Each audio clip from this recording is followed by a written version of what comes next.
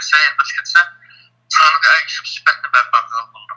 Sizniki o rəhbərliginizə yaxdırmıdı mənə bəzi gap qilish, məsələn, manda qilaylı degan chog'da siz yo'q, manda qilaylı deb turibsiz. Anda o siz gap qilib məni. Mən sizni oylamını işə təklif qılmadım. Həmmimizin ortaq mənbəyi təklif qılıbdı. Mənim kap tərəflərim bu siz gap qılıqlar. Sizin kap tərəfləriniz bəlkə mən tutub yaxşı mümkün. Qolunu qoyub çıxıb çıxımız vətənlə. Vətənlə quramızaq mı? Gayemizni qurumuz qara. Kımmetimizni, namusumuzni qurup çıkamaz.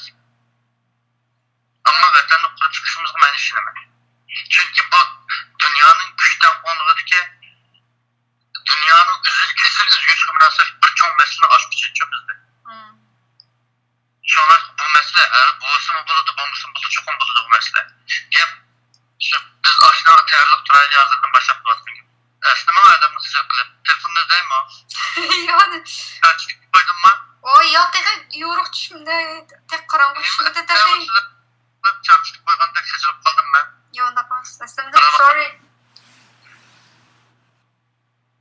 Kameran düştün abi sen.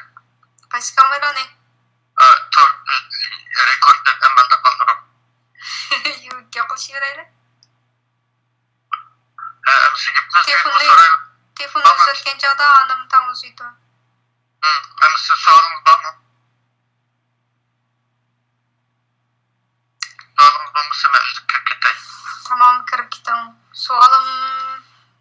Biz fakat Naziriyani shu yana bir qatimliq dars bo'ldi. Amaliy qildigan ish kelgan chog'da manda qilamiz degan kelgan chog'da biz o'to'g'riliq ishdim deyishimni o'taqay. Men faqat tipangizni anglayapman. Men hozir kirgan bilan kirmaganlik ish qanaq bir farqi yo'q. Daplam his qilyapman hozirgichiliklam.